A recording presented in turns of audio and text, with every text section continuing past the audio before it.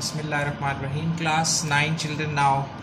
Next, physics chapter number 3, lecture number 15.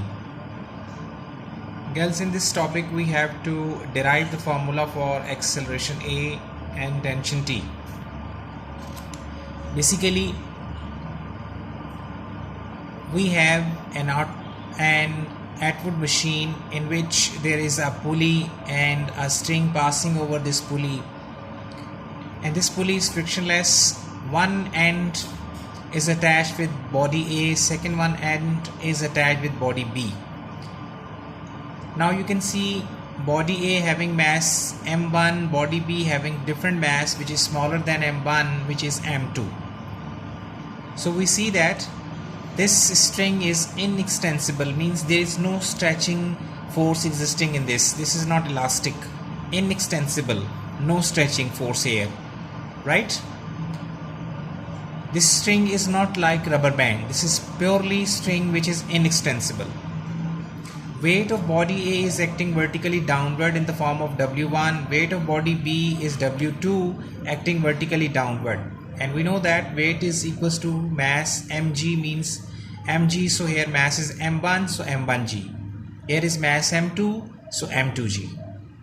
And tension, as I have explained yesterday, tension is basically when something is hanging by the help of a string and weight is acting vertically downward. Tension always acts opposite to weight, a stretching force opposite to weight. So weight acting downward, so tension acting upward. Weight acting vertically downward, tension existing upward. Okay? So since both masses are different, so as you release, so it means you will see that body A will move downward with some particular acceleration. This is basically acceleration A. And body B will move with the same acceleration vertically upward. Is it? And throughout this string, tension will be same. So T, only T, not T1 and T2. Weights are different because masses are different. One mass is m1, second one mass is m2. So it means now weight will be m1g, weight will be m2g. I think situation and this Atwood machine situation and apparatus is clear.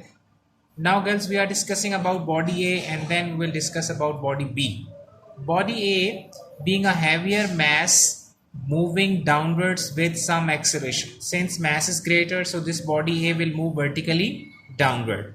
So now when it moves downward, so just only imagine that motion when it moves downward. So there are two forces acting on body A.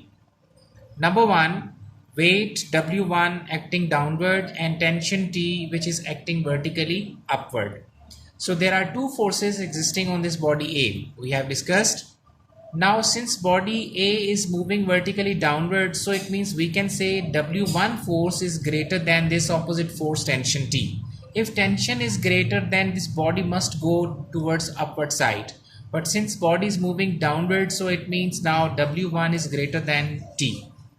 Right? Since W1 is greater than T. But when you discuss about body B, in this body weight, W2 is acting downward, tension T acting upward. Since now this tension is basically, body is moving vertically upward, right? So it means tension T is greater than this W2, right? So since W1 is greater than T, so it means now this force is greater than that force. So find out the subtract small force from the greater one force. So this will give you the net force. So whenever you have to find the net force, you always subtract smaller force than from the greater force. So we have written here, net force is also force F W1 minus T as it is. According to Newton's second law, F is equals to ma, so we should write here m1a because we are discussing about mass m1. And w1 means m1g.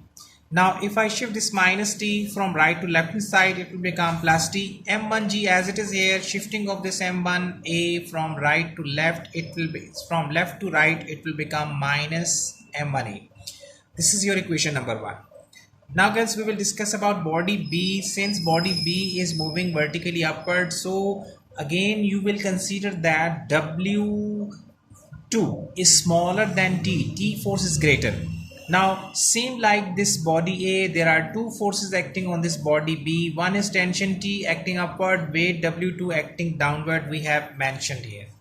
Okay, in the next video girls we will continue this topic, please wait for that.